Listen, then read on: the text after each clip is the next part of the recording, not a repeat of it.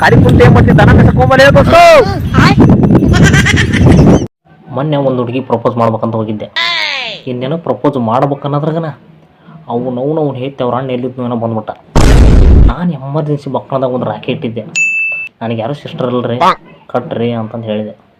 ಅವತ್ತು ಬದುಕೇನೆ ಇಲ್ಲಂದ್ರೆ ದೊಡ್ಡ ಜಗಳ ಆಗಿರೋ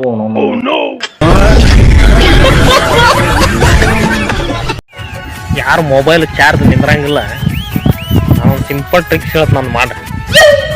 ಈಗ ಮನೆಗೆ ಹೋಗಿ ಮೊಬೈಲ್ ಚಾರ್ಜ್ ಹಾಕ್ಬಿಡ್ರಿ, ಸಮಸ್ಯೆ ಸಾಲ್ವ್.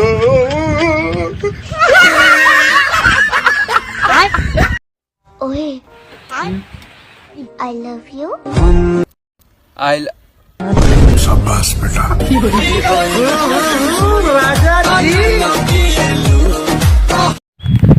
ನೋಡ್ಲಿ ದೋಸ್ತ, ನಿನ್ನ ಜೀವನದಾಗ ನೀ ಹೆಂಗೆ ಬೆಳಿಬೇಕಪ್ಪ ಅಂತಂದ್ರೆ ಉದಾಹರಣೆಗೆ ಒಂದು ಸ್ಯಾಂಪಲ್ ತೋರಿಸ್ತೀನಿ ಬಾ ನೀನು. ನೋಡ್ಲಿ ದೋಸ್ತ, ನಮ್ಮ ಹೊಲಕ್ಕೆ ಬಿತ್ತಿರ ಸಜ್ಜೆ ಐತಿ ಇದು. ಆ ಸಜ್ಜೆಗೆ ಹುಟ್ಟಿರೋ ಕಸ ಇದು. ಇದಕ್ಕೆ ಎಣ್ಣೆ ಹೊಡೆದಿಲ್ಲ, ಗೊಬ್ಬರ ಹಾಕಿಲ್ಲ, ಈ ನಮೂನಿ ದಿಲ್ದಾರಾಗಿ ಬೆಳೆದತ್ತ. ಈ ಕಸ ಇಲ್ಲಿ ಅಂತಲ್ಲ, ಬದುನ್ಯಾಗ ಸಾಲ್ದ, ಹೊಲ್ದಾಗ ಸಾಲ್ದ, ಭೂಮಿ ಮ್ಯಾಗ ಜಾಗ ಸಾಲ್ದ, ಒಣಗಿರೋ ಬಡ್ಡಿ ಮ್ಯಾಗ ಹೋಗಿ ಬೆಳೆದು ನಿಂತತಿ ಕಸ. ನಾವೇನ್ರ ಜೀವನದಾಗ ಬೆಳಿಬೇಕನ್ನ ಹಠ ಚಟ ಇರ್ತಂದ್ರೆ ಈ ಕಸ ನೋಡಿ ಕಲಿಬೇಕಾಗೈತಿ ನಾವು.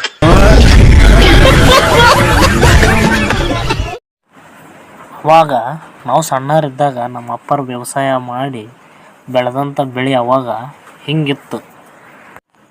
ಅವ್ರಿಗೆ ವಯಸ್ಸಾದ ಮೇಲೆ ನಾವು ವ್ಯವಸಾಯ ಮಾಡಕ್ಕೆ ನಿಂತ ಮೇಲೆ ಈ ನಮ್ಮ ಮನೆ ಬೆಳೆ ಬೆಳೆದು ನೋಡ್ರಿ ನಾವು.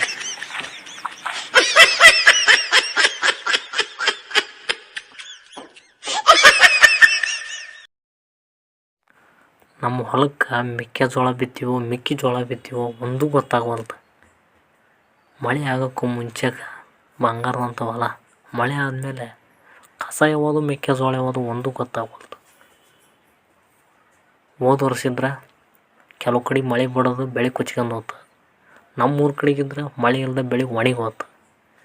ಈ ವರ್ಷರ ಬೆಳೆ ತೆಗಿಬೇಕಂತಂದು ಮೆಕ್ಕೆಜೋಳ ಬಿತ್ತಿದ್ರೆ ಹೊಲಕ್ಕೆ ಬಂದು ನೋಡಿದ್ರೆ ಕಸ ಯಾವುದು ಮೆಕ್ಕೆಜೋಳ ಯಾವುದು ಒಂದು ಗೊತ್ತಾಗವಲ್ದು.